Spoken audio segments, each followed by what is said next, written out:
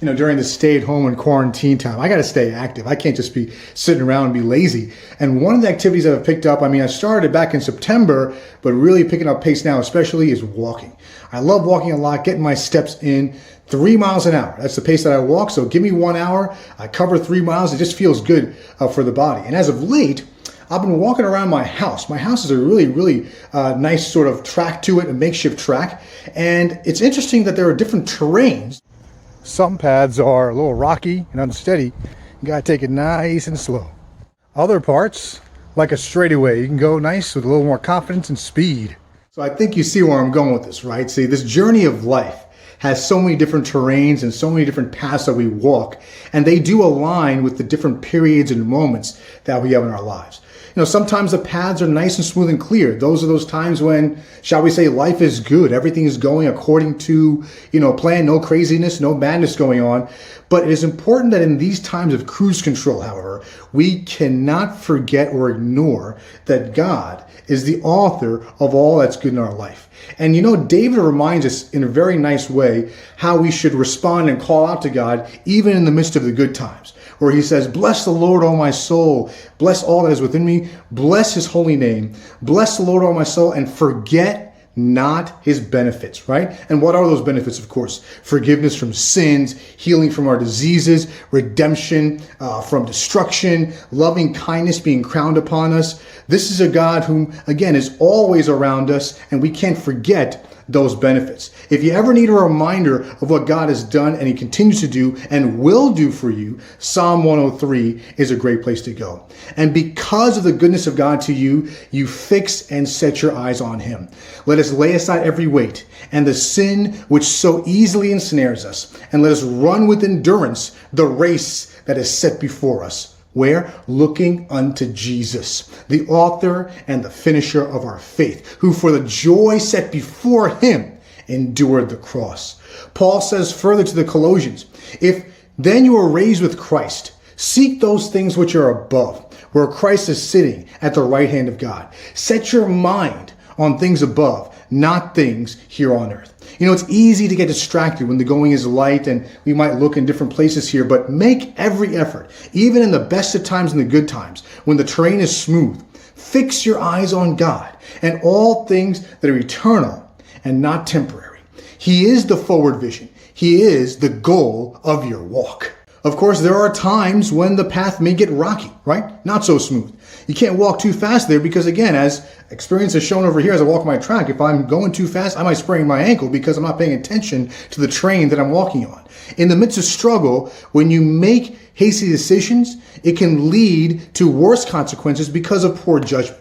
So take it slow and walk in step with the Lord. Not only is God waiting for you at the goal line, but he goes so far as to be with you each and every step. So not only are you walking towards the Lord, you are walking with the Lord. Every step you take, every move you make is safe and secure in the Lord so that you can focus in and find peace in God alone, seeking him alone. It's very interesting.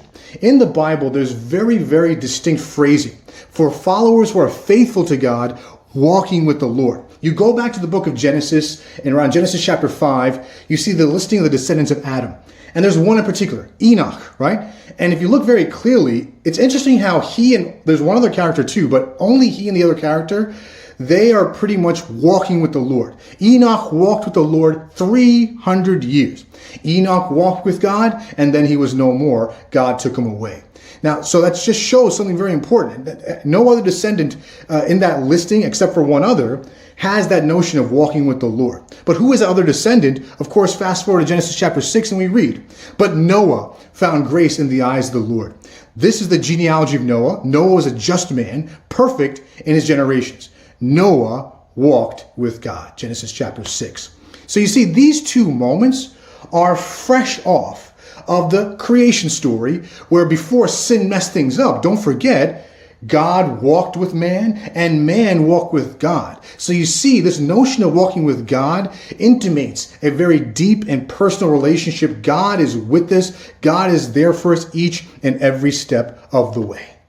In the book of Amos, we hear God say this interesting thing. Can two walk together unless they are agreed? Typically, you don't walk with someone you don't agree with, right? As you walk with the Lord step by step, your will aligns with God's will. As steps get more treacherous, guess what? You still walk with confidence because you know God is with you.